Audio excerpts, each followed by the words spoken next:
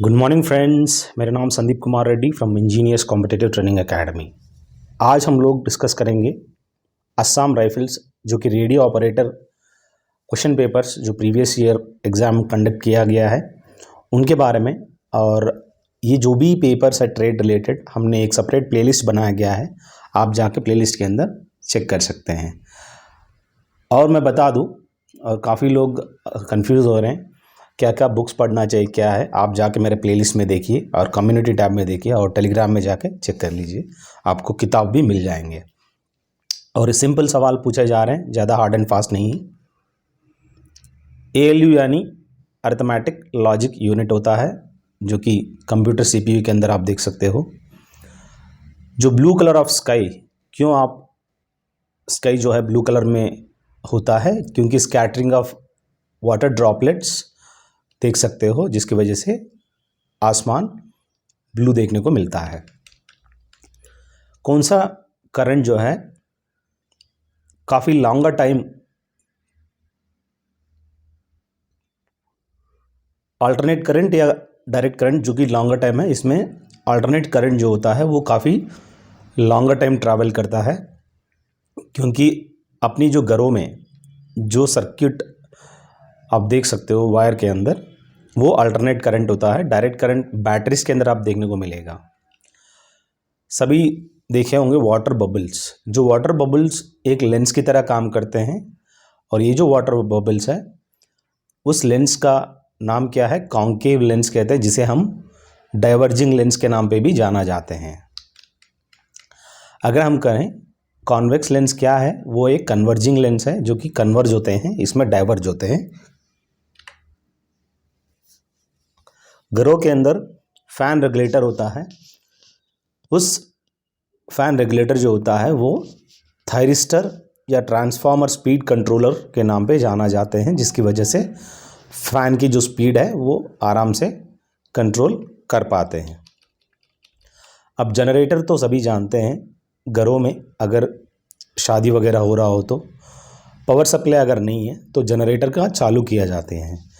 वो mechanical energy, जैसे कि हम लोग उसके अंदर डीजल डालते हैं, डीजल जनरेटर होता है, और डीजल से रोटेट होकर आपको इलेक्ट्रिसिटी दिया जाता है। वो एक किस्म का एक प्रिंसिपल के आधारित पर काम करता है, वो है इलेक्ट्रोमैग्नेटिक इंडक्शन के आधारित पर जनरेटर आप देख सकते हो। शॉर्टकट कीज़ की बात करें, नॉर्मली हम लोग कोई भी टेक्स्ट को कॉपी करने के लिए Ctrl+C दबाकर हम लोग आराम से शॉर्टकट कीज़ कॉपी करते हैं। Ctrl+C पेस्ट करने के लिए Ctrl+V का इस्तेमाल करना होता है कीबोर्ड में। हम लोग जो मोटरोला और टॉकी जो होता है, जिनके अंदर कुछ स्पेक्ट्रम होते हैं, FR, SH, GMRS सेगमेंट के उस फ्रीक्वेंसी पे। अब वो FRS ये सब क्या है, GMRS एक spectrum segments of the frequency spectrum कह सकते हो। क्योंकि आप लोग रेडियो ऑपरेटर्स हैं तो आपको ये सब चीज़ें मालूम होना चाहिए। CPU का फुल फॉर्म पूछा गया है, सेंट्रल प्रोसेसिंग यूनिट। और जो कार बैटरीज के अंदर जो एसिड होता है सल्फ्यूरिक एसिड है दोस्तों, और जिसे हम केमिकल फार्मूला H2SO4 कह सकते हो। एनोड क्या चीज़ है, कैथोड क्या चीज़ है। एनोड जब भी देखो नेगेटिव देख सकते हो आप, और कैथोड में जो कि पॉजिटिव देखने को मिलता है, वहाँ पे जो भी इलेक्ट्रोड्स रहेगा।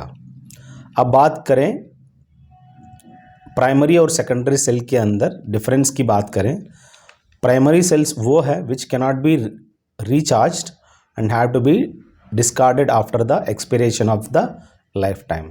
जो हम लोग सेल्स यूज़ करते हैं वो आप एग्जाम्पल कह सकते हो। सेकेंडरी सेल्स को रिचार्ज करते हैं, जो कि मोबाइल फ़ोन के अंदर हम लोग एक किस्म का सेकेंडरी सेल्स कह सकते हैं दोस्तों।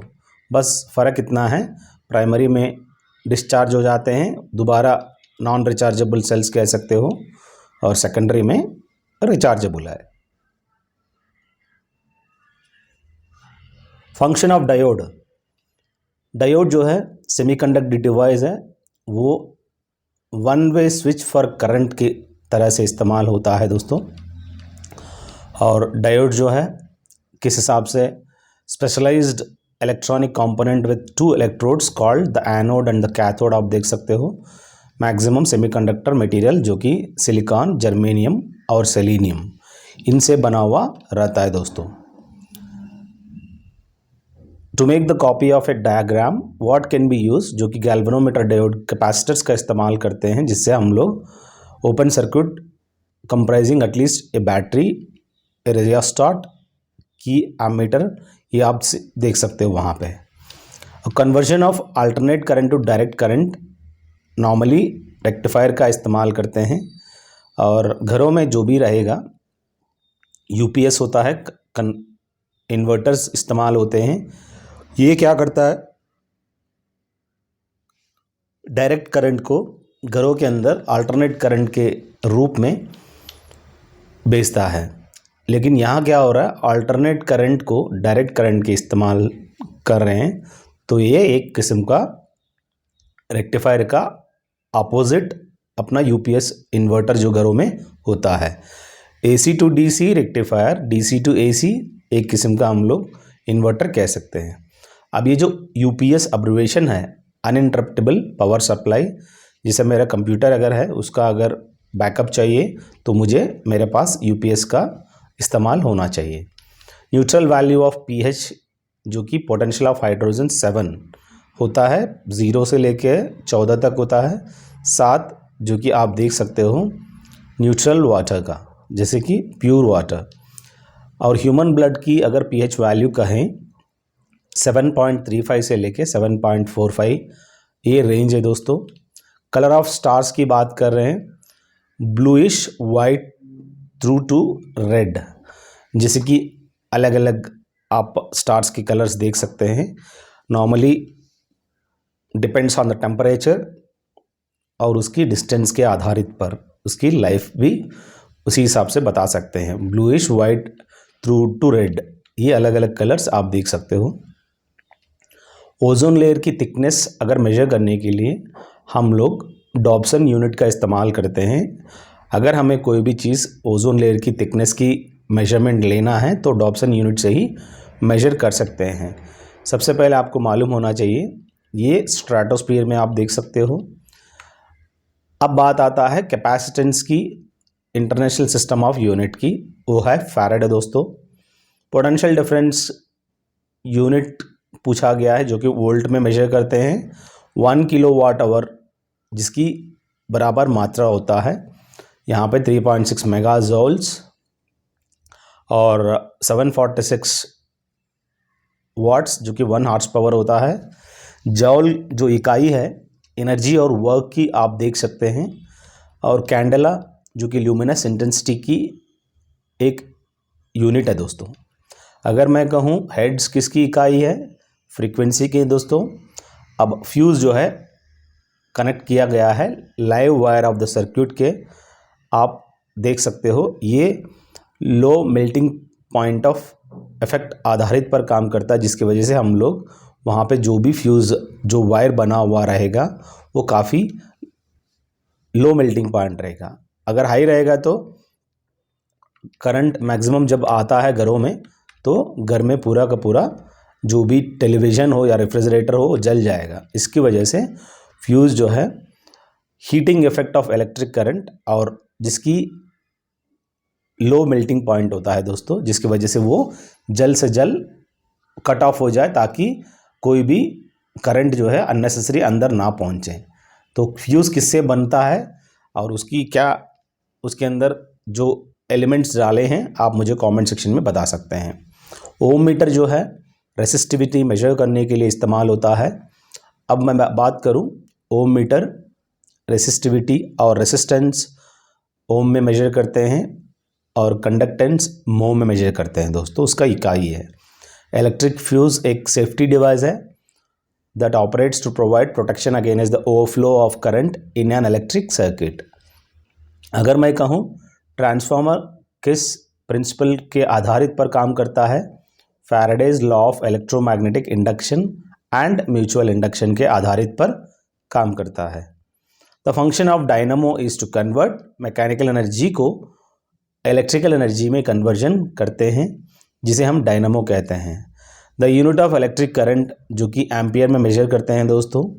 ओम जो है रेसिस्टेंस की इकाई है दोस्तों। Coulomb is the unit of electric charge कह सकते हैं। अब बात करें SI यानी इंटरनेशनल सिस्टम ऑफ यूनिट, जो कि कूलुम इलेक्ट्रिक चार्ज की यूनिट है। Voltmeter normally potential difference across the terminals measure करने के लिए इस्तेमाल होता है। इसरो अब्रिविएशन क्या है? इंडियन स्पेस रिसर्च ऑर्गेनाइजेशन है दोस्तों। डायोड की फंक्शन क्या है?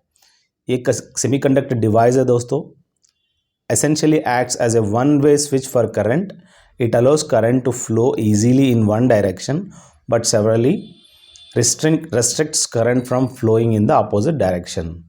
MCB यानी मिनिएचर सर्किट बोर्ड, जो घरों में आप मीटर के पास देख सकते हो, एक सर्किट बोर्ड होता है जिसको ऐसे करके पुल करने से पूरा पावर सप्लाई चले जाता है। ऐसे स्विच होते हैं एक बोर्ड के अंदर, मिनिएचर सर्किट बोर्ड है दोस्तों।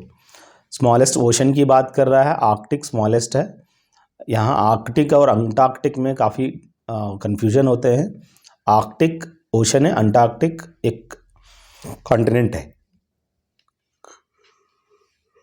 The formation of soil is by soil forms continuously but slowly from the gradual breakdown of rocks through weathering.